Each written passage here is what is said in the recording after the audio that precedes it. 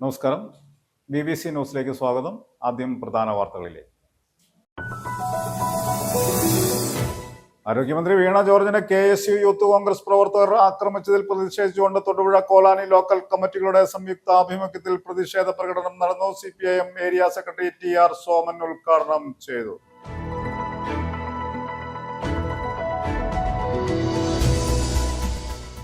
മന്ത്രി വീണ ജോർജിന് പരിക്കേറ്റ സംഭവം രാഷ്ട്രീയ നാടകമെന്ന് മാത്യു കുഴൽനാടൻ MLA തൊടുപുഴയിൽ നടത്തിയ വാർത്താ സമ്മേളനത്തിൽ ആരോപിച്ചു.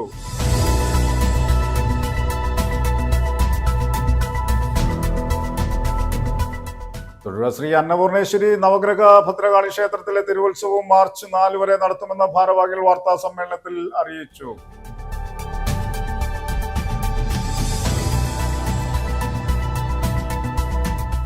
പട്ടയം നൽകുന്നതിൽ ഇടുക്കി ജില്ലയ്ക്ക് സർക്കാർ പ്രത്യേക പരിഗണന നൽകിയെന്ന് മന്ത്രി റോഷി അഗസ്റ്റിൻ ചെറുതോണി പഞ്ചായത്ത് ടൗൺ ഹാളിൽ സംഘടിപ്പിച്ച ജില്ലാതല പട്ടയ വിതരണ ഉദ്ഘാടനം നിർവഹിച്ച് സംസാരിക്കുകയായിരുന്നു അദ്ദേഹം.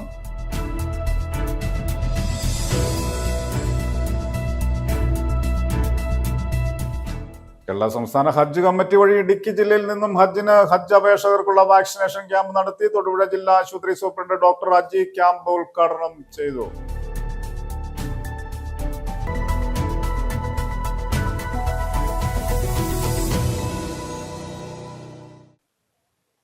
വാർത്തകൾ വിശദമായി. ആരോഗ്യമന്ത്രി വീണ ജോർജിനെ KSU യൂത്ത് കോൺഗ്രസ് പ്രവർത്തകർ ആക്രമിച്ചതിൽ പ്രതിഷേധിച്ചുകൊണ്ട് തൊടുപുഴ കോലാനി ലോക്കൽ കമ്മിറ്റികളുടെ സംയുക്ത ആഭിമുഖ്യത്തിൽ പ്രതിഷേധ പ്രകടനം നടന്നു. CPIM area secretary TR Soman ഉദ്ഘാടനം ചെയ്തു. ഏരിയ കമ്മിറ്റി അംഗം KR ഷാജി അധ്യക്ഷത വഹിച്ചു. യോഗത്തിൽ KM Babu, Shainu Simon, BV Dileep Kumar, KS Ananthu തുടങ്ങിയവർ സംസാരിച്ചു.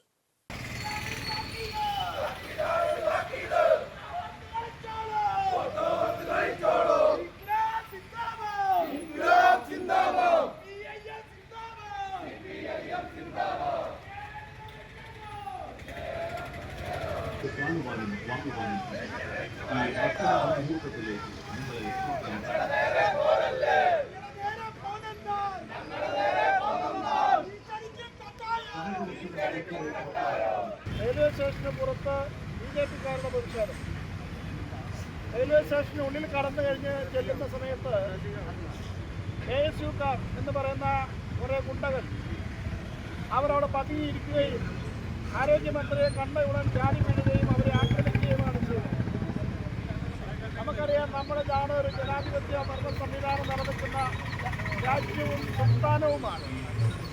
ജനാധിപത്യത്തിൽ പ്രതിഷേധങ്ങളുണ്ടാകും, സ്വാഭാവികമാണ്. ഭരണത്തിലിരിക്കുന്നവരുടെ നടപടികളെ പ്രതിഷേധിക്കാൻ ഈ സംസ്ഥാനത്ത് ഏതൊരു രാഷ്ട്രീയ പ്രസ്ഥാനത്തിനും യുവജന പ്രസ്ഥാനത്തിനും നമുക്ക് അവകാശമുണ്ട്, നമുക്ക് തടസ്സമില്ല. പക്ഷെ എന്താകണം, ജനാധിപത്യ സംവിധാനത്തിനകത്തെ പ്രതിഷേധം ജനാധിപത്യപരമായിരിക്കും. പ്രതിഷേധം എന്ന് പറയുന്ന ഒരാളെ കയ്യേറ്റം ചെയ്യാനോ ആക്രമിക്കാനോ ഉള്ളതല്ല പ്രതിഷേധം. ആരോഗ്യമന്ത്രി ഓപ്പറേഷനൊന്നും നടത്തുന്നില്ല. ആശുപത്രിയിലെ ഒരു ചികിത്സയുമായി ബന്ധപ്പെട്ട ഒരു പ്രശ്നം എന്താ അവർ ഉന്നയിക്കുന്നത്?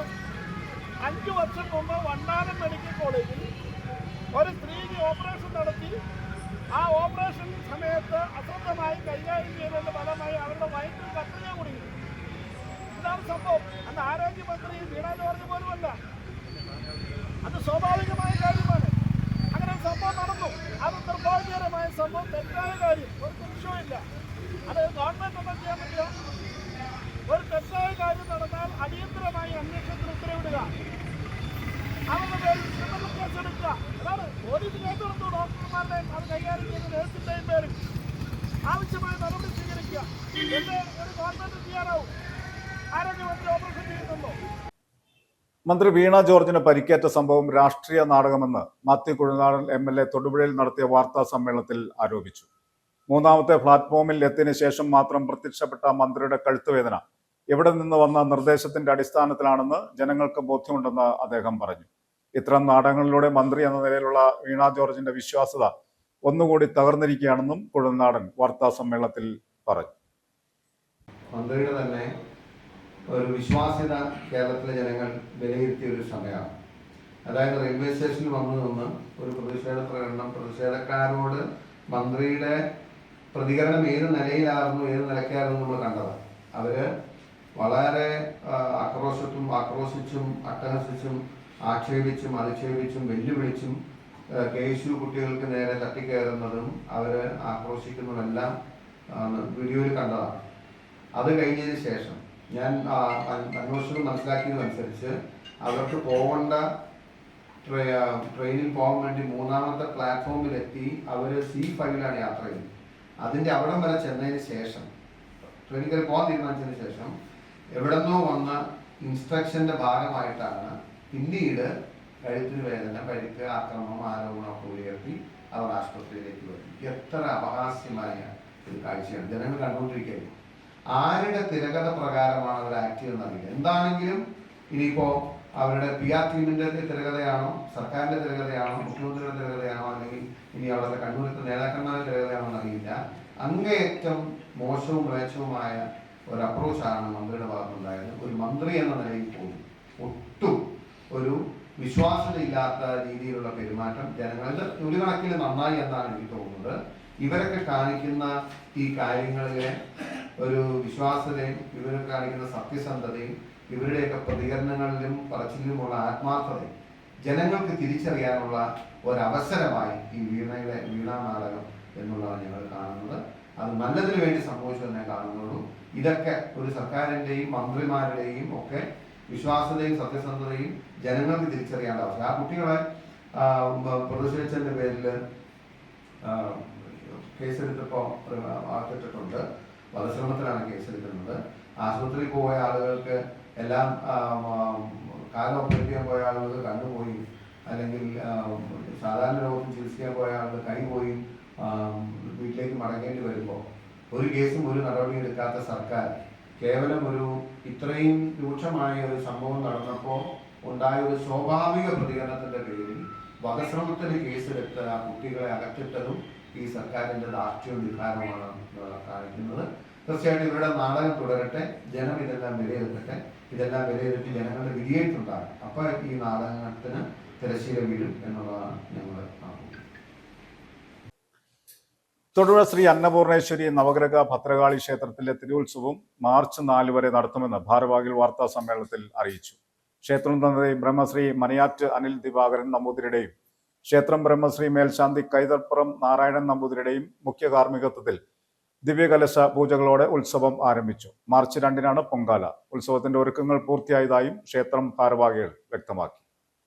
തൊടുപുഴ ശ്രീ അന്നപൂർണേശ്വരി നവഗ്രഹ ഭദ്രകാളി ക്ഷേത്രത്തിലെ തിരുവുത്സവവും പൊങ്കാല മഹോത്സവവും ദ്രവ്യകലശവും 2026 ഫെബ്രുവരി 26 മുതൽ മാർച്ച് 4 വരെ നടത്തപ്പെടുന്നു. ഫെബ്രുവരി 26-ാം തീയതി ക്ഷേത്രം തന്ത്രി ബ്രഹ്മശ്രീ മനയത്താറ്റ് അനിൽ ദിവാകരൻ നമ്പൂതിരിയുടെയും ക്ഷേത്ര മേൽശാന്തി ബ്രഹ്മശ്രീ കൈതപ്പുറം നാരായണൻ നമ്പൂതിരിയുടെയും മുഖ്യ കാർമ്മികത്വത്തിൽ ദ്രവ്യകലശ പൂജകളോടെ ഉത്സവം ആരംഭിച്ചു. ഫെബ്രുവരി 27-ന് കലശപൂജകൾ, ഫെബ്രുവരി 28-ന് രാവിലെ ബ്രഹ്മകലശ അഭിഷേകങ്ങൾ, വൈകുന്നേരം 5:30-ന് തൊടുപുഴ ശ്രീകൃഷ്ണസ്വാമി ക്ഷേത്രത്തിൽ നിന്നും നെറ്റിപ്പട്ടം കെട്ടി ഗജവീരന്റെയും പഞ്ചവാദ്യത്തിന്റെയും അകമ്പടി താലപ്പൊലി എതിരേൽപ്പ്, മാർച്ച് 1-ന് വിശേഷാൽ നവഗ്രഹ പൂജയും ആയില്യ പൂജയും നടത്തുന്നു. മാർച്ച് 2-ന് രാവിലെ 9:30-ന് പ്രസിദ്ധമായ തൊടുപുഴ പൊങ്കാല ആരംഭിക്കുന്നതാണ്. 11:30-ന് പൊങ്കാല നിവേദ്യം, തുടർന്ന് ദർശന പ്രാധാന്യമുള്ള മകം തൊഴൽ, 1 മണിക്ക് മഹാപ്രസാദൂട്ട്. മാർച്ച് 3-ന് വൈകുന്നേരം 7:25-ന് മണക്കാട് നെല്ലിക്കാവ് ഭഗവതി ക്ഷേത്രത്തിൽ നിന്നും നെറ്റിപ്പട്ടം കെട്ടിയ ഗജവീരന്റെയും പഞ്ചാരിമേളത്തിന്റെയും അകമ്പടിയോടെ പൂരം എഴുന്നള്ളിപ്പ്. മാർച്ച് 4-ന് രാവിലെ 10 മണിക്ക് ഉത്രം പൂജ. ക്ഷേത്രത്തിലെത്തുന്ന എല്ലാ ഭക്തജനങ്ങൾക്കും യാതൊരു ബുദ്ധിമുട്ടും കൂടാതെ ദർശനം നടത്തുന്നതിനും പൊങ്കാല അർപ്പിക്കുന്നതിനുമുള്ള എല്ലാവിധ സജ്ജീകരണങ്ങളും ഒരുക്കിയിട്ടുണ്ട്. കൂടാതെ എല്ലാവർക്കും ഇൻഷുറൻസ് പരിരക്ഷയും ഉറപ്പാക്കിയിട്ടുണ്ടെന്നും വ്യക്തമാക്കി. ക്ഷേത്രം തന്ത്രി ബ്രഹ്മശ്രീ മനയത്താറ്റ് അനിൽ ദിവാകരൻ നമ്പൂതിരിയുടെയും ക്ഷേത്ര മേൽശാന്തി ബ്രഹ്മശ്രീ കൈതപ്പുറം നാരായണൻ നമ്പൂതിരിയുടെയും മുഖ്യ കാർമ്മികത്വത്തിൽ ദ്രവ്യകലശ പൂജകളോടെ ഉത്സവം ആരംഭിച്ചു. ഫെബ്രുവരി 27-ന് കലശപൂജകൾ, ഫെബ്രുവരി 28-ന് രാവിലെ ബ്രഹ്മകലശാഭിഷേകങ്ങൾ, വൈകുന്നേരം 6:30-ന് തൊടുപുഴ ശ്രീകൃഷ്ണസ്വാമി ക്ഷേത്രത്തിൽ നിന്നും നെറ്റിപ്പട്ടം കെട്ടിയ ഗജവീരന്റെയും പഞ്ചവാദ്യത്തിന്റെയും അകമ്പടിയോടെ താലപ്പൊലി എതിരേൽപ്പ്. മാർച്ച് 1-ന് വിശേഷാൽ നവഗ്രഹ പൂജയും ആയില്യ പൂജയും നടത്തുന്നു. മാർച്ച് 2-ന് രാവിലെ 9:30-ന് പ്രസിദ്ധമായ തൊടുപുഴ പൊങ്കാല ആരംഭിക്കുകയാണ്. 11:30-ന് പൊങ്കാല നിവേദ്യം, തുടർന്ന് ദർശന പ്രാധാന്യമുള്ള മകം തൊഴൽ, 1 മണിക്ക് മഹാപ്രസാദകൂട്ട്. മാർച്ച് 3-ന് വൈകുന്നേരം 7:25-ന് മണക്കാട് നെല്ലിക്കാവ് ഭഗവതി ക്ഷേത്രത്തിൽ നിന്നും നെറ്റിപ്പട്ടം കിട്ടിയ ജനുവിൻ്റെയും പഞ്ചാരി മേളത്തിൻ്റെയും അകമ്പടിയോടെ പൂരം എഴുന്നള്ളിപ്പ് മാർച്ച് 4 രാവിലെ 10 മണിക്ക് ഉത്തരംപുര. ക്ഷേത്രത്തിൽ എത്തുന്ന എല്ലാ ഭക്തജനങ്ങൾക്കും യാതൊരു ബുദ്ധിമുട്ടും കൂടാതെ ദർശനം നടത്തുന്നതിനും പൊങ്കാല അർപ്പിക്കുന്നതിനും ഉള്ള എല്ലാവിധ സജ്ജീകരണങ്ങളും ഒരുക്കിയിട്ടുണ്ട്. തൊടുപുഴയിൽ നടത്തിയ വാർത്താ സമ്മേളനത്തിൽ പൊങ്കാല കമ്മിറ്റി കൺവീനർ ബിജുമൻ, ക്ഷേത്രം president PS Prakash, secretary Anilkumar, committee അംഗം KU മധു, OG സുനിൽകുമാർ എന്നിവർ പങ്കെടുത്തു. News bureau, Thodupuzha. പട്ടയം നൽകുന്നതിൽ ഇടുക്കി ജില്ലയ്ക്ക് സർക്കാർ പ്രത്യേക പരിഗണന നൽകിയെന്ന് മന്ത്രി റോഷി അഗസ്റ്റിൻ. ചെറുതോണി പഞ്ചായത്ത് ടൗൺ ഹാളിൽ സംഘടിപ്പിച്ച ജില്ലാതല പട്ടയമേള പട്ടയ വിതരണ ഉദ്ഘാടനം നിർവഹിച്ച് സംസാരിക്കുകയായിരുന്നു അദ്ദേഹം. ചെറുതോണിയിൽ നടന്ന ചടങ്ങിൽ MLA-മാരായ MM Mani, advocate A Raja, ജില്ലാ collector doctor Dineshan Cheruvattu, sub collector Anoop Garg ഉൾപ്പെടെയുള്ളവർ പങ്കെടുത്തു. സങ്കീർണമായ വിവിധ ഭൂമി പ്രശ്നങ്ങൾ നിലനിൽക്കുന്ന ഇടുക്കി ജില്ലയിൽ പ്രത്യേക പരിഗണന നൽകി നിയമാനുസൃതമായ ഭൂമിപ്പതിവ് നടപടികളാണ് നടത്തിവരുന്നതെന്ന് മന്ത്രി റോഷി അഗസ്റ്റിൻ ചെറുതോണി പഞ്ചായത്ത് ടൗൺ ഹാളിൽ സംഘടിപ്പിച്ച ജില്ലാതല പട്ടയമേളയിൽ പട്ടയ വിതരണ ഉദ്ഘാടനം നിർവഹിച്ച് സംസാരിക്കുകയായിരുന്നു അദ്ദേഹം. ചെറുതോണി ഗാന്ധിനഗർ ഉന്നതിയിലെ കൈവശക്കാർക്ക് പട്ടയം അനുവദിക്കുന്നതിന് തുടർ നടപടികൾ സ്വീകരിച്ചിട്ടുള്ളതും പതിവ് നടപടിക്രമങ്ങൾ പുരോഗമിച്ചു വരികയുമാണ്. കട്ടപ്പന ടൗൺഷിപ്പിലെ കൈവശക്കാർക്ക് പട്ടയം അനുവദിക്കുന്ന വിഷയത്തിൽ ഫീൽഡ് സർവേ നടപടികൾ പൂർത്തീകരിച്ചിട്ടുള്ളതും നിലവിൽ പട്ടയ നടപടികൾ സ്വീകരിക്കുന്നതിനായി അപേക്ഷകൾ സ്വീകരിക്കുന്നതിനുള്ള ക്രമീകരണങ്ങൾ ഏർപ്പെടുത്തിയിട്ടുണ്ടെന്നും അദ്ദേഹം പറഞ്ഞു.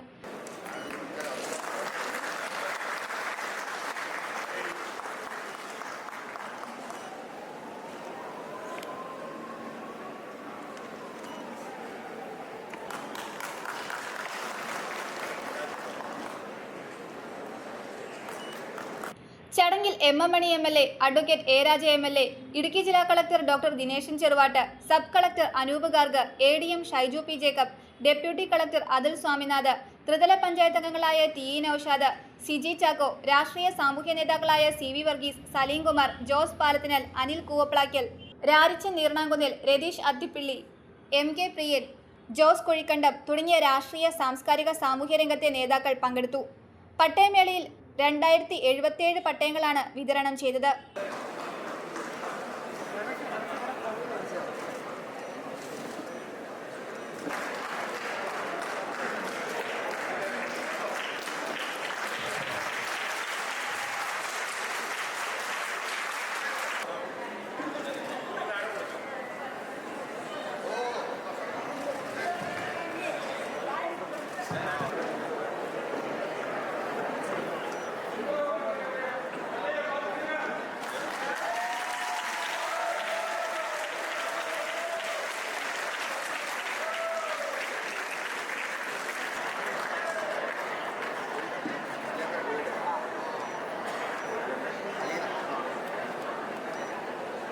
News bureau, Idukki.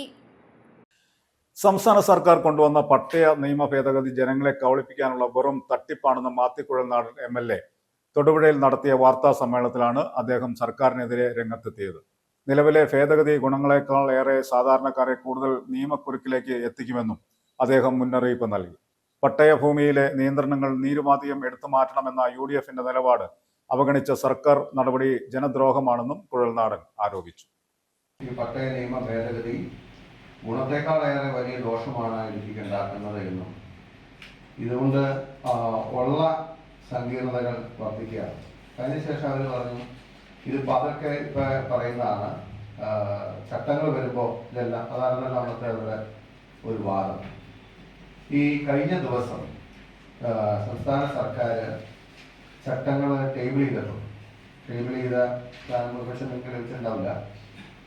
ടേബിൾ ചെയ്തപ്പോൾ എന്താണെങ്കിലും ഒരു കാര്യം ഉറപ്പായി, എന്താണ് ഈ സർക്കാരിൻ്റെ കാലത്ത് ചട്ടങ്ങൾ നിലവിൽ വരാൻ പോകുന്നില്ല. കാരണം ചട്ടങ്ങൾ 14 ദിവസം സഭ മേശപ്പുറത്തിരുന്നാലാണ് അതിൻ്റെ ലീഗൽ കംപ്ലയൻസ് ഉണ്ടെങ്കിൽ അതിൻ്റെ ഒരു നിയമപരമായിട്ടുള്ള ലെജിസ്ലേറ്റീവ് പ്രോസസ് കംപ്ലീറ്റ് ആവും. അപ്പോൾ ഒന്ന് ചട്ടം അവർ കൊണ്ടുവരാൻ ഉദ്ദേശിച്ചിട്ടില്ല, അല്ലെങ്കിൽ ചട്ടം ചെയ്യുന്നില്ല എന്നുള്ള ഉറപ്പായി. ഒന്ന്, റെസിഡൻഷ്യൽ ബിൽഡിങ്ങിന് റെഗുലറൈസേഷൻ്റെ ആവശ്യമുണ്ടായിരുന്നില്ല, നമ്പർ 1. കാരണം അത് നിയമപരമായി പെർമിറ്റഡാണ്. റെസിഡൻഷ്യൽ ബിൽഡിങ്ങിൻ്റെ ഏതെങ്കിലും ഒരു ഭാഗത്ത് അങ്ങനത്തെ ഒരു ബിൽഡിംഗ് പണ്ട് അതിൻ്റെ മൂലയ്ക്ക് ഒരു കട നടത്തുന്നുണ്ടെങ്കിൽ അത് ഇല്ലീഗലാക്കുന്ന രീതിയിലാണ് ഇപ്പോൾ അവരും റെഗുലറൈസ് ചെയ്യുന്ന രീതിയിലാണ് നിയമം വന്നിരിക്കുന്നത്. നമ്പർ 1. നമ്പർ 2, അവർ പറഞ്ഞിരുന്നത് ആരാധനാലയങ്ങൾ, ഓർമ്മ ആരാധനാലയങ്ങൾ, സ്കൂളുകൾ, അതുപോലെ തന്നെ ആശുപത്രികൾ അടക്കമുള്ളതെല്ലാം ഒഴിവാക്കപ്പെടും, റെഗുലറൈസ് ചെയ്യുന്നതാണ് മന്ത്രി പറഞ്ഞിരുന്നത്.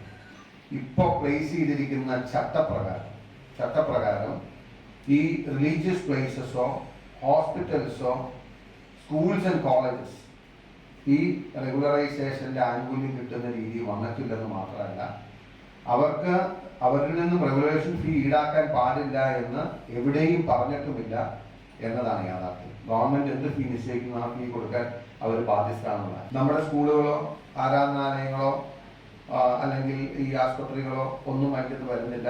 ഗവൺമെന്റ് ഓണർഷിപ്പുള്ള അല്ലെങ്കിൽ തദ്ദേശ സ്വയംഭരണ സ്ഥാപനങ്ങളുടെ ഓണർഷിപ്പിലുള്ള ബിൽഡിങ്ങുകളെയാണ്. പിന്നെ പബ്ലിക് പ്ലേസസ് എന്നൊരു വാക്ക് ഉപയോഗിച്ചിരിക്കുന്നത് ബിൽഡിങ്ങിനെ സംബന്ധിച്ച് പറഞ്ഞിട്ടില്ല. അല്ലെങ്കിൽ അവർ ഡിഫൈൻ ചെയ്തിരിക്കുന്നത് എങ്ങനെയാണ്? Public places includes building constructed in public places എന്ന് പറഞ്ഞാൽ ആ ബിൽഡിംഗ് ഇതാവുക. എന്നിട്ട് പറഞ്ഞിരിക്കുന്നത് public place means an assigned land used or accessed by the public as on date എന്ന് പറയും. മാത്രമല്ല എഡ്യൂക്കേഷൻ ഇൻസ്റ്റിറ്റ്യൂഷൻസിന്റെ കാര്യം പറയുമ്പോൾ ഈ മൂന്നാമത്തെ ചട്ടത്തിൽ regularisation of residential buildings, public buildings, commercial buildings, public places and aided education institutions എന്ന് അസൈൻ ചെയ്യാൻ പറയാം. എയ്ഡഡ് എഡ്യൂക്കേഷൻ ഇൻസ്റ്റിറ്റ്യൂഷൻ എന്ന് പറഞ്ഞപ്പോൾ അൺഎയ്ഡഡ് അതിന് വരുന്നില്ല എന്നുള്ളത് കംപ്ലീറ്റ്ലി ഇതായി. ഹോസ്പിറ്റൽസിന്റെ റെഫറൻസ് ഇല്ല. പട്ടയഭൂമി നിരുപാധികം ഉപയോഗിക്കാനുള്ള അവകാശം ജനങ്ങൾക്ക് കൊടുക്കണം എന്നുള്ളതാണ് നമ്മൾ ആവശ്യപ്പെട്ടത്. അതിനെ വോട്ടിലിട്ട് തള്ളിക്കളഞ്ഞപ്പോൾ അതിനെതിരെ വോട്ട് ചെയ്ത മന്ത്രിയാണ് റോഷി അഗസ്റ്റിൻ, അതിനെതിരെ വോട്ട് ചെയ്ത ആളാണ് മരിച്ചുപോയ വാഴൂർ സോമൻ, അതിനെതിരെ വോട്ട് ചെയ്ത ആളാണ് എ രാജ, അതിനെതിരെ വോട്ട് ചെയ്ത ആളാണ് എം എം മണി. ഇടുക്കി ജില്ലാ പഞ്ചായത്തിന്റെ 2026-27 വർഷത്തെ ബഡ്ജറ്റ് അവതരിപ്പിച്ചു.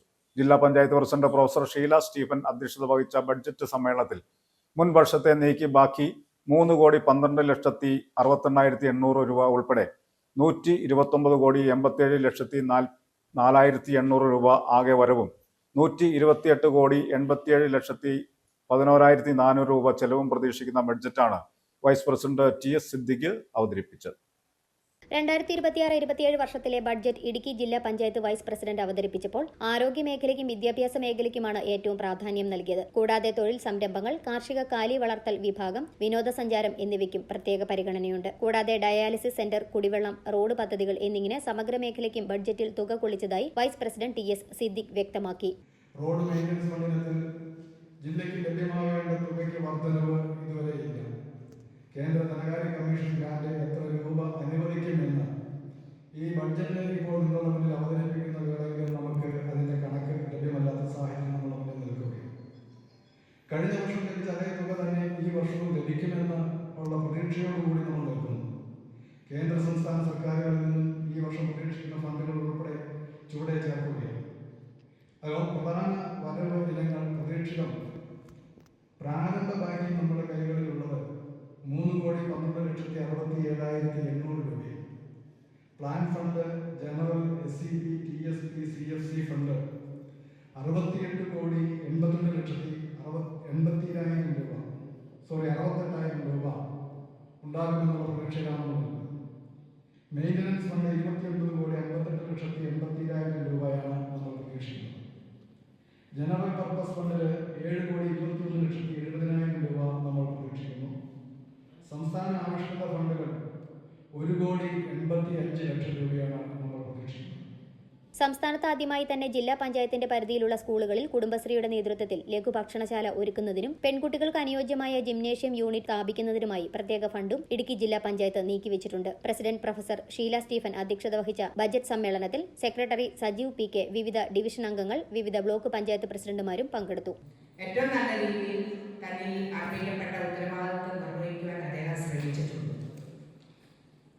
അപ്പോൾ അതിനോടനുബന്ധിച്ച് പ്രവർത്തിച്ച സെക്രട്ടറിയും FOയും SSഉം ഇവിടെ അതിനോടനുബന്ധിച്ച് എല്ലാം പ്രവർത്തിച്ച എല്ലാ ഉദ്യോഗസ്ഥരെയും അഭിനന്ദിക്കുവാൻ കൂടി ഈ അവസരം വിനിയോഗിച്ചുകൊണ്ട് ബഹുമാനപ്പെട്ട വൈസ് പ്രസിഡന്റിനെ ഈ ഭരണസമിതിയുടെ ആദ്യത്തെ ബഡ്ജറ്റ് അവതരിപ്പിക്കുവാൻ ഇതിനൊരു പ്രത്യേകതയുള്ള അടുത്ത വർഷം നമ്മൾ 15ാം പഞ്ചവത്സര പദ്ധതിയിലേക്ക് കൂടി പോവുകയാണ്. അതിനുള്ളൊരു പ്രത്യേകത കൂടിയുണ്ട്. അവതരിപ്പിക്കുവാൻ അദ്ദേഹത്തെ ക്ഷണിച്ചുകൊണ്ട് എൻ്റെ വാക്കുകൾ നിർത്തുന്നു. News bureau, Idukki. ജില്ലയിൽ നിന്നും ഹജ്ജിന് പോകുന്ന അപേക്ഷകർക്കുള്ള വാക്സിനേഷൻ ക്യാമ്പ് നടത്തി. തൊടുപുഴ ജില്ലാ ആശുപത്രി സൂപ്രണ്ട് ഡോക്ടർ അജി ക്യാമ്പ് ഉദ്ഘാടനം ചെയ്തു. RMO doctor Adarsh, nursing superintendent KN Viji, district training officer Ajims, ഹജ്ജ് ട്രെയിനർ VK അബ്ദുൾ റസാഖ് എന്നിവർ നേതൃത്വം നൽകി. കേരള സംസ്ഥാന ഹജ്ജ് കമ്മിറ്റി വഴി ഇടുക്കി ജില്ലയിൽ നിന്നും ഹജ്ജ് 2026 തിരഞ്ഞെടുത്തിട്ടുള്ള ഹജ്ജ് അപേക്ഷകർക്കുള്ള വാക്സിനേഷൻ ക്യാമ്പ് മെനിഞ്ചൈറ്റിസ് വാക്സിൻ 26/2/2026 വ്യാഴാഴ്ച തൊടുപുഴ ജില്ലാ ഹോസ്പിറ്റലിൽ വെച്ച് നടത്തപ്പെട്ടു. വാക്സിനേഷൻ ക്യാമ്പ് തൊടുപുഴ ജില്ലാ ആശുപത്രി superintendent doctor Aji, RMO doctor Adarsh, nursing superintendent Viji KN, JPHന്മാരായ സാജിദ, റംസീന, അർച്ചന, JHI കവിത, MNSP ദിവ്യ തുടങ്ങിയ ആരോഗ്യ പ്രവർത്തകരും, ഡിസ്ട്രിക്ട് ട്രെയിനിംഗ് ഓർഗനൈസർ അജീംസ്, ഹജ്ജ് trainer IVK Abdul Razak, Abdul Rahman Puzhakkara, Salam Saqafi, Ubais, Nasar, Pareed, Najeeb, Shanavas, Abdul Razak PE, Muhammad KE, Abdul Salam, Sayed Muhammad, Faisal, Beena, Suhara, Laila എന്നിവരും പങ്കെടുത്തു. നല്ലൊരു ഹജ്ജ് യാത്ര ആശംസിക്കുന്നു. അതുപോലെ ഇന്നത്തെ ഈ പ്രോഗ്രാം ഔപചാരികമായി ഉദ്ഘാടനം ചെയ്തതായിട്ട് പ്രഖ്യാപിക്കുന്നു. Thank you. News bureau, Thodupuzha. കേരളമൊട്ടാകെ വിലക്കുറവിന്റെ വിസ്മയം ഒരുക്കിയ കിലോ ബസാർ ഇപ്പോൾ തൊടുപുഴയിലും. കിലോ ബസാറിന്റെ 33ാമത് ഷോറൂമാണ് തൊടുപുഴ KSRTC ഡിപ്പോയുടെ എതിർവശത്ത് പ്രവർത്തനം ആരംഭിച്ചത്. ഏറ്റവും കുറഞ്ഞ വിലയിൽ ഏറ്റവും മികച്ചതും ലേറ്റസ്റ്റ് ട്രെൻഡിലുമുള്ള ബാത്റൂം ഫിറ്റിംഗും സാനിറ്ററി വെയറും ഒരുക്കി കിലോ ബസാർ തൊടുപുഴയിലും പ്രവർത്തനം ആരംഭിച്ചു. KSRTC ഡിപ്പോയുടെ എതിർവശത്തായാണ് കിലോ ബസാർ പ്രവർത്തനം ആരംഭിച്ചത്.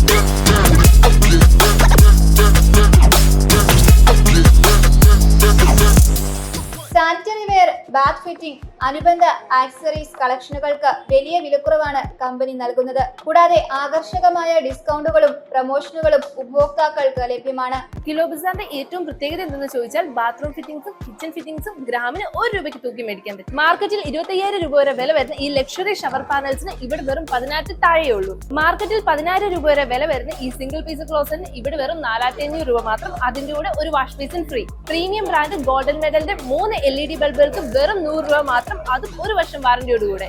5 ലിറ്റർ ലിക്വിഡ് ഡിറ്റർജന്റിന് വെറും 225 രൂപ മാത്രം. Hand wash, dish wash, toilet cleaner, bathroom cleaner, floor cleaner, ഇതിനെല്ലാം സ്റ്റാർട്ടിംഗ് പ്രൈസ് വരുന്നത് വെറും 49 രൂപ മുതൽ. ഒരു ക്ലോസറ്റ് വാങ്ങുന്ന ക്യാഷ് വെച്ച് 28 കംപ്ലീറ്റ് ബാത്റൂം പാക്കേജ് വെറും 4,999 രൂപയ്ക്ക്. അതിന് പ്രീമിയം നോക്കുന്നവർക്കായി സിംഗിൾ പീസ് ക്ലോസറ്റും മിററും കൂട്ടി വെറും 7,999 രൂപ മാത്രം. ഈ കാണുന്ന പ്രീമിയം ഷവർ സെറ്റിന്റെ സ്റ്റാർട്ടിംഗ് പ്രൈസ് വരുന്നത് വെറും 3,950 ആണ്. Touch and sensor LED mirror വെറും 2,000 താഴെ. ഫോൾഡബിൾ അയണിംഗ് ടേബിളിന്റെ ഒക്കെ പ്രൈസ് വരുന്നത് വെറും 2,250 രൂപ മാത്രം. ഈ കാണുന്ന ഇമ്പോർട്ടഡ് ടേബിൾ ടോപ്പ് വാഷ് ബേസിനൊക്കെ പാതി വിലക്കാണ് കൊടുക്കുന്നത്. അതേപോലെ ഇതിന് മാച്ചിങ് ആയിട്ടുള്ള പില്ലർ ടോപ്പും ഇവിടെ അവൈലബിൾ ആണ്. മാർക്കറ്റ് പ്രൈസ് 3,000 രൂപ, ഇവിടെ വെറും 799 രൂപ മാത്രം. കിച്ചണിലേക്ക് വേണ്ട സിങ്കുകളൊക്കെ ഗ്രാമിന് 50 പൈസ മാത്രം. ഇതൊക്കെ തൂക്കി കൊടുക്കുമ്പോൾ നിങ്ങൾ ചിന്തിക്കും ബ്രാൻഡഡ് ആണോന്ന്. ഈ കാണുന്നതൊക്കെ പ്രീമിയം ബ്രാൻഡ് ആയിട്ടുള്ള GMന്റെ യൂറോവെയറിന്റെ ബാത്റൂം ഫിറ്റിംഗ്സ് ആണ്. യൂറോടെക് ബ്രാൻഡിന്റെ ഫാക്ടറി ഔട്ട്ലെറ്റ് ആയ കിലോ ബസാറിൽ സ്വന്തം ഫാക്ടറികളിൽ നിന്നും മറ്റു ഉൽപാദകരിൽ നിന്നുമുള്ള പ്രൊഡക്റ്റുകൾ 3 മുതൽ 10 വർഷം വരെ ഗ്യാരണ്ടിയോടുകൂടി വിലക്കുറവിൽ ലഭിക്കുമെന്ന് മാനേജ്മെന്റ് അറിയിച്ചു. യൂറോടെക് ഇന്റർനാഷണൽ കമ്പനിയുടെ ഫാക്ടറി ഔട്ട്ലെറ്റ് ആണ് കിലോ ബസാർ.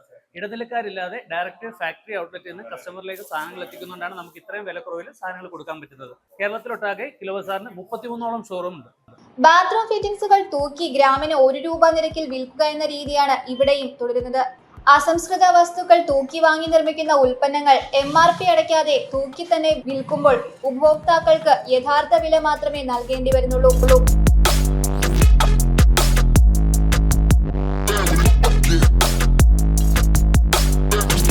ഫാക്ടറിയിൽ നിന്നും നേരിട്ട് ഉപയോക്താവിലേക്ക് എന്ന ലക്ഷ്യത്തിനു വേണ്ടി കേരളത്തിലെ എല്ലാ പ്രധാന ടൗണുകളിലും ഇപ്പോൾ കിലോ ബസാർ പ്രവർത്തിച്ചു വരുന്നു.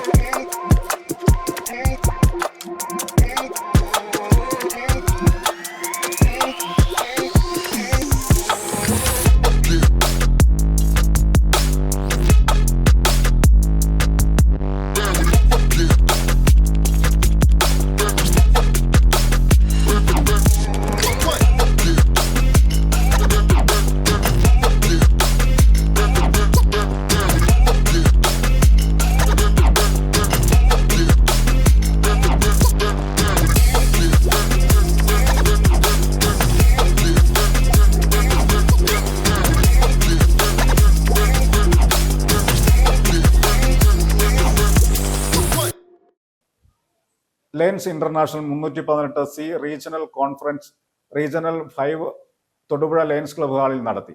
Regional conference district cabinet secretary Lion Saji Chameli ഉദ്ഘാടനം ചെയ്തു. ലൂക്ക് സ്റ്റീഫൻ, റെൻസി സജി ചമേലി എന്നിവർ മുഖ്യപ്രഭാഷണം നടത്തി. റീജിയണൽ ചെയർമാൻ സൈജൻ സ്റ്റീഫൻ അധ്യക്ഷത വഹിച്ചു. Lions International 318C region conference region 5 Thodupuzha Lions club ഹാളിൽ 9 ക്ലബ്ബുകളുടെ ബാനർ പ്രസന്റേഷനോടുകൂടി നടന്നു. Region conference district cabinet secretary Lion Saji Chameli ഉദ്ഘാടനം ചെയ്തു. ഇന്ത്യയിലെ 86 ഡിസ്ട്രിക്റ്റുകളിൽ ടോപ്പ് 5-ൽ നിൽക്കുന്ന ഡിസ്ട്രിക്റ്റാണ് നമ്മളുടെ district 318C. In all the key areas, അത് whether it is membership, new club, LCIF or service projects or programmes, എല്ലാ ഏരിയാസിലും ടോപ്പ് 5-ൽ ആദ്യം മുതൽ ഈ നിമിഷം വരെ നിൽക്കുന്ന ഡിസ്ട്രിക്റ്റാണ് നമ്മുടെ ഡിസ്ട്രിക്ട്. റീസെൻ്റ്ലി നമ്മളൊരു വേൾഡ് റെക്കോർഡും സൃഷ്ടിക്കുകയുണ്ടായി. നമ്മുടെ ഫൗണ്ടർ മെൽവിൻ ജോൺസിൻ്റെ ബർത്ത്ഡേ എന്നാണെന്ന് നമുക്ക് എല്ലാവർക്കും അറിയുമോ എന്ന് എനിക്കറിയില്ല. ജാനുവരി മാസം 13th അദ്ദേഹത്തിൻ്റെ ബർത്ത്ഡേ. അതിനോടനുബന്ധിച്ച് ഒരു ഡ്രൈവ് നടന്നിരുന്നു.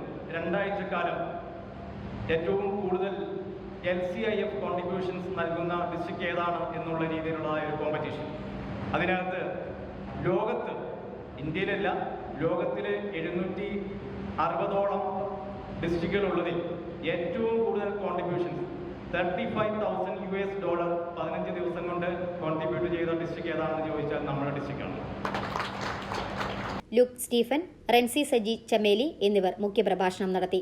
റീജിയണൽ ചെയർമാൻ സൈജൻ സ്റ്റീഫൻ അധ്യക്ഷത വഹിച്ചു. റീജിയൻ 5-ന്റെ മികച്ച പ്രവർത്തനത്തിന് ക്യാബിനറ്റ് സെക്രട്ടറി സൈജൻ സ്റ്റീഫനെ പൊന്നാടയണിച്ച് ആദരിച്ചു. യോഗത്തിൽ doctor Premkumar Kavalam, CC Anilkumar, advocate Joy Augustine, Luke Stephen, Jain M Joseph, Akhila Sanal, Roy Luke, Baby Chacko, Sabu A Mathew, Shaju PV, advocate Libo John, Suresh MN, TG Mohanan, Ramachandran K, James John, Vinod Kannoli, Sanal NN, Shins Sebastian, Sunil Vazhakkulam, Indulal BJ എന്നിവരെ യോഗത്തിൽ ആദരിച്ചു. Doctor Shaji VN, Shibu PT, doctor Merlin Elias, Reji Varghese, Rindo Chandy, doctor Vineeth R Panicker, Shibu C, Tommy Sebastian, Shibu Alex, Manjush MN, Sindhu Dinaraj, Jose Mangali എന്നിവർ ആശംസകൾ അർപ്പിച്ചു സംസാരിച്ചു. റീജിയണിലെ മികച്ച പ്രവർത്തനങ്ങൾക്കുള്ള excellence award 9 ക്ലബ്ബുകൾ ഏറ്റുവാങ്ങി. News bureau, Thodupuzha. ചിരട്ടകളാൽ തീർത്ത വിസ്മയങ്ങൾ കൊണ്ട് ശ്രദ്ധേയമാവുകയാണ് തൊടുപുഴ മുനിസിപ്പൽ മൈതാനിയിൽ നടന്നുവരുന്ന കരകൗശലമേള. ആലപ്പുഴ സ്വദേശിനി അനിതയുടെ സ്റ്റാളിൽ കേരളത്തിന്റെ തനതായ രൂപങ്ങൾ കൊണ്ട് വ്യത്യസ്തമാണ്. ചിരട്ട കൊണ്ടുണ്ടാക്കിയ തെങ്ങും ബോട്ടും താമരയും ഈച്ചയും കാളവണ്ടിയുമൊക്കെ ആകർഷകമാണ്. ഇത്തരത്തിൽ ഉണ്ടാക്കുന്ന വസ്തുക്കൾക്ക് ആവശ്യക്കാരും ഏറെയാണ്. കാലങ്ങളോളം ഇത്തരത്തിലുള്ള വസ്തുക്കൾ അതിന്റെ ശോഭയോടെ തന്നെ നിലനിൽക്കും. ഇന്നും മലയാളികളുടെ വീടിന്റെ അലങ്കാരമായി നിറസാന്നിധ്യമാണ് ചിരട്ടയിൽ തീർത്ത വിസ്മയപ്പെടുത്തുന്ന രൂപങ്ങൾ. കേരളത്തിൽ അങ്ങോളം ഇങ്ങോളം നിരവധി കരകൗശല മേളകളും നടത്തപ്പെടുന്നുണ്ട്. ആളുകൾ പരമാവധി ഈ മേളകളോടൊക്കെ സഹകരിക്കുന്ന രീതിയും പതിവാണ്. തൊടുപുഴ മുനിസിപ്പൽ മൈതാനിയിൽ നടക്കുന്ന കരകൗശല മേളയും ഏറെ വ്യത്യസ്തങ്ങൾ നിറഞ്ഞതാണ്. ആലപ്പുഴ ജില്ലയിൽ നിന്നുള്ള അനിതയുടെ സ്റ്റാളിലെത്തിയാൽ കാണാം ഏറെ വ്യത്യസ്തമായ ചിരട്ടയിൽ തീർത്ത വസ്തുക്കൾ. വിവിധ മതങ്ങളുടെ ദൈവരൂപങ്ങൾ ചിരട്ടയ്ക്കുള്ളിൽ വൈദ്യുതി പ്രകാശത്തിൽ തിളങ്ങി നിൽക്കുന്നു. അനിതയുടെ ഭർത്താവ് രോഗബാധിതനായി വീട്ടിലിരുന്നപ്പോൾ നേരം പോക്കിനായി തുടങ്ങിയതാണ് ചിരട്ടയിൽ ഓരോ വസ്തുക്കൾ നിർമ്മിക്കുവാൻ. പിന്നീട് ആവശ്യക്കാർ കൂടി വന്നപ്പോൾ അതൊരു തൊഴിലായി സ്വീകരിക്കുകയും ചെയ്തു. എന്നാൽ ഇതുകൊണ്ട് മാത്രം ജീവിതം മുന്നോട്ടു പോകാൻ സാധിക്കില്ലെന്നാണ് അനിത പറയുന്നത്. കച്ചവടമൊക്കെ നമുക്കിങ്ങനെ മേളയ്ക്ക് പോയാൽ വലിയ ഗുണമൊന്നും കിട്ടത്തില്ല. പിന്നെ അവരുടെ DA കിട്ടുന്നതുകൊണ്ട് ഞങ്ങൾ മിക്കവരും അങ്ങനെ ഇഷ്ടപ്പെട്ട് വന്ന് വാങ്ങിക്കുന്നവരെ അതുകൊണ്ട് ജീവിതം കഴിയാനൊന്നും പറ്റത്തൊന്നുമില്ല. പിന്നെ വെറുതെ ഇരിക്കേണ്ടതല്ല എന്ന് വിചാരിച്ചിട്ട് അറിയാവുന്ന പണി ചെയ്യുന്നു. പുള്ളി പിന്നെ സെക്യൂരിറ്റി ആയിട്ട് പോയിക്കൊണ്ടിരിക്കുകയായിരുന്നു. അന്നേരമാണ് ആൻജിയോപ്ലാസ്റ്റി ചെയ്തത്. അപ്പോൾ ജോലിക്കൊന്നും പോകാൻ മേലാത്തതുകൊണ്ട് ഇതിനെ വെറുതെ ഇരിക്കാൻ കഴിയില്ലാത്തതുകൊണ്ട് ചെയ്യാൻ ആനിമൽ ഐറ്റംസ് ഒക്കെ ഉണ്ട്. ഇതിനെ കോഴി, താറാവ്, മുയൽ, എല്ലാ സാധനം ആരെന്ത് പറഞ്ഞാലും അത് ചെയ്തു കൊടുക്കും. വിവിധങ്ങളായ തൂക്കുവിളക്കുകൾ, മയിൽ, മീൻ, കോഴി, ഈച്ച എന്നിവയെല്ലാം ഈ സ്റ്റാളിലുണ്ട്. പ്രകൃതിദത്തമായ ഇത്തരം വസ്തുക്കൾ കൊണ്ട് നിർമ്മിക്കുന്ന സാധനങ്ങൾ ഉപയോഗിക്കേണ്ടത് മനുഷ്യരാശിയുടെ നിലനിൽപ്പിന് തന്നെ ആവശ്യമാണ്. News bureau, Thodupuzha. ഒടുവിൽ അധികൃതർക്ക് കണ്ണു തുറന്നു.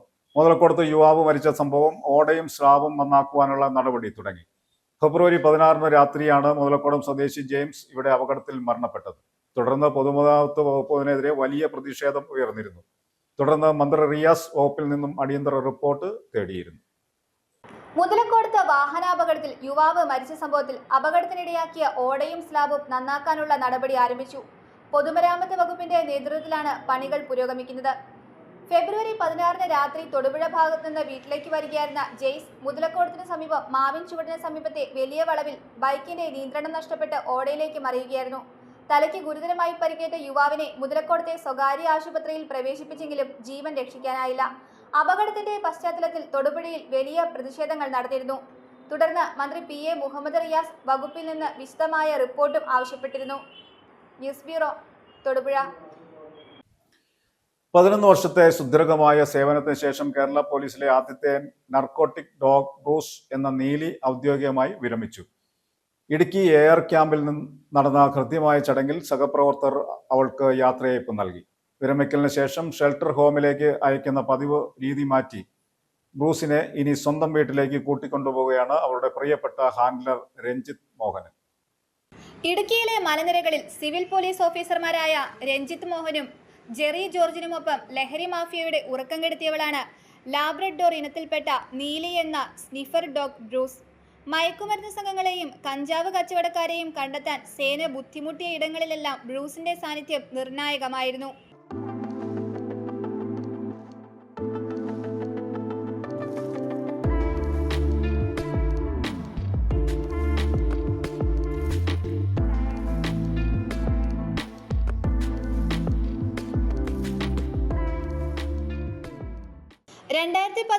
ഏപ്രിലിലാണ് 3 മാസം പ്രായമുള്ള ബ്രൂസ് ശ്വാനസേനയുടെ ഭാഗമാകുന്നത്. അന്നത്തെ ഇടുക്കി SP KV ജോസഫിന്റെ നിർദ്ദേശപ്രകാരം തൃശൂർ പോലീസ് അക്കാദമിയിൽ നിന്ന് കേരള പോലീസിലെ ആദ്യ നാർക്കോട്ടിക് ഡോഗായി ബ്രൂസ് പരിശീലനം പൂർത്തിയാക്കി. പരിശീലനം തുടങ്ങിയ കാലം മുതൽ സിവിൽ പോലീസ് ഓഫീസർമാരായ രഞ്ജിത്ത് മോഹനും ജെറി ജോർജുമായിരുന്നു ബ്രൂസിന്റെ സന്തത സഹചാരികൾ. 2015 നമ്മൾ ബ്രൂസിനെ എടുക്കുന്നത്. അതിനുശേഷം 2015 ജൂലൈയോടുകൂടി നമ്മൾ കേരള പോലീസ് അക്കാദമിയിലെ STTs സ്റ്റേറ്റ് ഡോഗ് ട്രെയിനിങ് സ്കൂളുണ്ട്, അവിടെ ട്രെയിനിങ്ങിനായിട്ട് ചെല്ലുന്നു. അതിനുശേഷം ഒരു 9 മാസത്തെ ട്രെയിനിങ്, 9 മാസത്തെ കഠിനമായ ട്രെയിനിങ്ങിന് ശേഷം നമ്മൾ തിരിച്ച് അതാത് ജില്ലയിലേക്ക് ഡോഗ് തിരിച്ചു വരുന്നു. നമ്മളിവിടെ വന്നതിന് ശേഷം നമുക്ക് ഇഷ്ടംപോലെ നാർക്കോട്ടിക് ഡ്യൂട്ടികൾ ഇഷ്ടംപോലെ ഉണ്ടായിരുന്നു. കാരണം കൂടുതലും നമ്മൾ ബോർഡർ ഡ്യൂട്ടികളാണ്, ബോർഡർ സീലിംഗ് ആണ് നമ്മുടെ ഡ്യൂട്ടി മെയിനായിട്ട്. കാരണം എന്ന് വെച്ചാൽ നമ്മൾ ബോർഡർ തമിഴ്നാട്ടിൽ നിന്നും ആന്ധ്രാപ്രദേശ് അങ്ങനെയുള്ള സ്ഥലത്ത് നിന്ന് വരുന്ന കഞ്ചാവിൻ്റെ വരവ് നിയന്ത്രിക്കുക, അതിനെ തടയിടുക എന്നുള്ള രീതിയിലാണ് മെയിനായിട്ട് നമ്മൾ ഡ്യൂട്ടി ചെയ്തുകൊണ്ടിരുന്നത്. അതിൽ തന്നെ ഒത്തിരി കേസുകൾ, കമ്പംമേട്ട് ബോർഡർ, അതുപോലെ ചിന്നാറ്, ഒപ്പം തന്നെ കുമിളി, ഇതായിരുന്നു നമ്മുടെ മെയിൻ ഏരിയ. അപ്പോൾ കുമിളിയിൽ നിന്നും കമ്പംമേട്ടിൽ നിന്നൊക്കെ പലതവണയായിട്ട് നമ്മൾ കഞ്ചാവ് കേസുകൾ ഇഷ്ടംപോലെ പിടിച്ചിട്ടുണ്ട്. കുമളിയിലും രാജക്കാടുമെല്ലാം കാടും മലയും കയറി ലഹരി സംഘങ്ങളെ പിന്തുടർന്ന ബ്രൂസിന്റെ കഥകൾ സിനിമകളെ പോലും വെല്ലുന്നതാണ്. സംസ്ഥാന പോലീസ് കായിക മേളയിലടക്കം നിരവധി പുരസ്കാരങ്ങൾ ഈ ഇടുക്കിക്ക് നേടിക്കൊടുത്തു. കഴിഞ്ഞ 10 വർഷത്തിനിടെ ജില്ലയിലെ ലഹരി കേസുകൾ കുറയ്ക്കുന്നതിൽ ബ്രൂസ് വഹിച്ച പങ്ക് വളരെ വലുതാണെന്ന് സേനയും സാക്ഷ്യപ്പെടുത്തുന്നു. ബ്രൂസ് നമ്മൾ നേരത്തെ നീലി എന്നാണ് അറിയപ്പെടുന്നത്. നീലി എന്നുള്ള ഒരു സ്നിഫർ ഡോഗ് നമ്മുടെ ഇടുക്കി ജില്ലയ്ക്ക് വളരെയധികം കോൺട്രിബ്യൂഷൻ ചെയ്തിട്ടുണ്ട്. ഉദാഹരണം പറയാൻ നമുക്കറിയാം, അതൊരു സ്നിഫർ ഡോഗ് എന്നതിൽ ഉപരിയായിട്ട് നാർക്കോട്ടിക്സിൻ്റെ ഒരു സ്നിഫർ ഡോഗാണ്. നമ്മുടെ പോലീസിൻ്റെ പ്രവർത്തനങ്ങൾ നാർക്കോട്ടിക് ഡ്രഗ്സ് കണ്ടുപിടിക്കുന്നതിന് വളരെയധികം സഹായം നമ്മുടെ ബ്രൂസ് ചെയ്തു തന്നിട്ടുണ്ട്. ഇതിലൊക്കെ ഈ കൺസിഡറബിൾ റിഡക്ഷൻ കഴിഞ്ഞ 10 വർഷം ഇടുക്കി ജില്ലയിലുണ്ടാകുന്ന പ്രധാന ഒരു കാരണം ഈ സ്നിഫർ ഡോഗിൻ്റെയൊക്കെ വർക്കുകളാണ്. പോലീസിൻ്റെ കാര്യക്ഷമത കൂടാതെ ഇവരുടെ ഒരു വർക്കുകൾ, ഇവരുടെ ഹെൽപ്പ്, നീലിയുടെ ഹെൽപ്പ് വളരെ വിലമതിക്കാനാവാത്തതാണ്. വിരമിക്കൽ പ്രായമെത്തിയപ്പോൾ തന്റെ പ്രിയപ്പെട്ടവളെ ഒരു ഷെൽട്ടർ ഹോമിലെ ഏകാന്തതയിലേക്ക് വിട്ടുകൊടുക്കാൻ രഞ്ജിത്തിന്റെ മനസ്സനുവദിച്ചില്ല. നിയമപരമായ കടമ്പകൾ ഏറെയായിരുന്നുവെങ്കിലും ബ്രൂസിനെ കൂടെ കൂട്ടാനുള്ള രഞ്ജിത്തിന്റെ നിശ്ചയദാർഢ്യത്തിന് മുന്നിൽ സേനയും പച്ചക്കൊടി കാട്ടി. നേരത്തെ ഒരു അസൈലത്തിൽ കൊണ്ടാക്കുന്ന ഒരു പരിപാടിയായിരുന്നു. ഇപ്പോൾ അത് ശരിക്കും ഇതിനെ നോക്കുന്ന ആ ഒരു രഞ്ജിത്ത് എന്ന് പറയുന്ന ഹാൻഡ്ലറിന് തന്നെയാണ് നമ്മൾ ബ്രൂസിനെ വിട്ടുകൊടുക്കുന്നത്. രഞ്ജിത്ത് വളരെ നന്നായിട്ട് തന്നെ അതിൻ്റെ അവസാന നിമിഷം വരെയും ബ്രൂസിനെ നോക്കുമെന്ന് നമുക്ക് 100% ഉറപ്പുണ്ട്. അതുപോലെ അറ്റാച്ച്ഡാണ് രഞ്ജിത്തുമായിട്ട്. ബ്രൂസ് വളരെ അറ്റാച്ച്ഡാണ്. അതുകൊണ്ടാണ് രഞ്ജിത്തിനെ ഏൽപ്പിച്ചു വിടുന്നത്. ഏറ്റെടുക്കാനുള്ള സാഹചര്യം എന്ന് പറഞ്ഞാൽ നമ്മുടെ കൂടെ 11 വർഷം ഡ്യൂട്ടി ചെയ്ത ഡോഗാണ്. ഒരിക്കലും നമുക്ക് മറ്റൊരാളുടെ കയ്യിലേക്ക് ഏൽപ്പിക്കാൻ നമുക്ക് മാനസികമായിട്ട് അത് പൊരുത്തപ്പെടാൻ ബുദ്ധിമുട്ടാണ്. പിന്നെ ഒരിക്കലും നമുക്ക് അതിനെ അങ്ങനെ വിട്ടുകൊടുക്കാൻ പറ്റില്ല. അതാണ്. പിന്നെ 2 തവണ നമ്മൾ സ്റ്റേറ്റ് മീറ്റിൽ പാർട്ടിസിപ്പേറ്റ് ചെയ്യും. അതിൽ മറ്റു ഡോഗുകളായിട്ട് മത്സരിച്ച് 1ാം സ്ഥാനം വരാൻ സാധിക്കുകയും 2 തവണ നാഷണൽ മീറ്റിൽ പോകാൻ സാധിക്കുകയുണ്ടായി. അതൊക്കെ നമ്മളെ സംബന്ധിച്ചിടത്തോളം ഡോവിനെ സംബന്ധിച്ചിടത്തോളം ഓർത്തിരിക്കാൻ പറ്റിയ വലിയ അഭിമാനകരമായ നേട്ടം തന്നെയാണ്. ഇടുക്കി AR ക്യാമ്പിൽ നടന്ന ഔദ്യോഗിക ചടങ്ങിൽ ഗാർഡ് ഓഫ് ഓണർ സ്വീകരിച്ചാണ് ഈ പോരാളി മലയിറങ്ങിയത്. ഇത്രയും കാലം ലഹരിക്കെതിരെ പോരാടിയ ആ വേട്ടക്കാരൻ ഇനി തൊടുപുഴയിലെ രഞ്ജിത്തിന്റെ വീട്ടിൽ വിശ്രമ ജീവിതം നയിക്കും. News bureau, Idukki. പ്രധാന വാർത്തകൾ ഒരിക്കൽ കൂടി. ആരോഗ്യമന്ത്രി വീണ ജോർജിനെ KSU യൂത്ത് കോൺഗ്രസ് പ്രവർത്തകർ ആക്രമിച്ചതിൽ പ്രതിഷേധിച്ചുകൊണ്ട് തൊടുപുഴ കോലാനി ലോക്കൽ കമ്മിറ്റികളുടെ സംയുക്താഭിമുഖ്യത്തിൽ പ്രതിഷേധ പ്രകടനം നടന്നു. CPIM area secretary TR Soman ഉദ്ഘാടനം ചെയ്തു.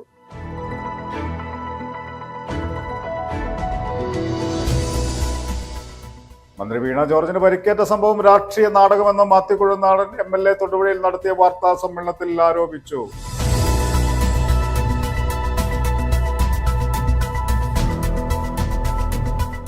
തൊടുപുഴ ശ്രീ അന്നപൂർണേശ്വരി നവഗ്രഹ ഭദ്രകാളി ക്ഷേത്രത്തിലെ തിരുവുത്സവവും മാർച്ച് 4 വരെ നടത്തുമെന്ന് ഭാരവാഹികൾ വാർത്താ സമ്മേളനത്തിൽ അറിയിച്ചു.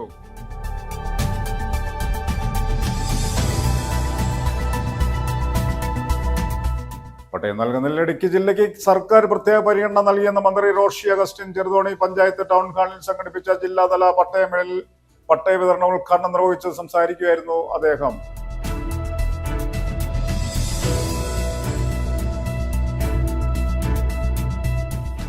കേരള സംസ്ഥാന ഹജ്ജ് കമ്മിറ്റി വഴി ഇടുക്കി ജില്ലയിൽ നിന്നും ഹജ്ജ് അപേക്ഷകർക്കുള്ള വാക്സിനേഷൻ ക്യാമ്പ് നടത്തി. തൊടുപുഴ ജില്ലാ ആശുപത്രി സൂപ്രണ്ട് ഡോക്ടർ അജി ക്യാമ്പ് ഉദ്ഘാടനം ചെയ്തു.